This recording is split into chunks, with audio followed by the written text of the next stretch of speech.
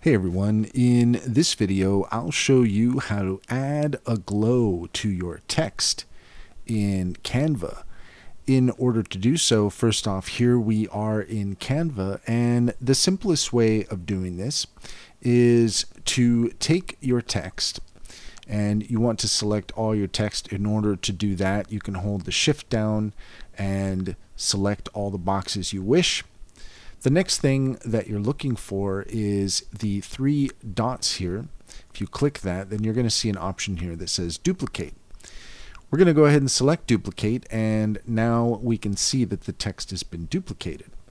What we want to do next is you're looking for this icon here that says transparency. If you select transparency, then you're going to see this bar, and if you just move this bar to the left, then you're going to see that it causes one of the layers of text to go transparent, and this adds a subtle glow effect to the text there. So you can see now that our text has that nice layering effect, and that is the simplest way of doing that. That's all there is to it. If you found this video helpful, please leave a comment and like and subscribe for more helpful tips.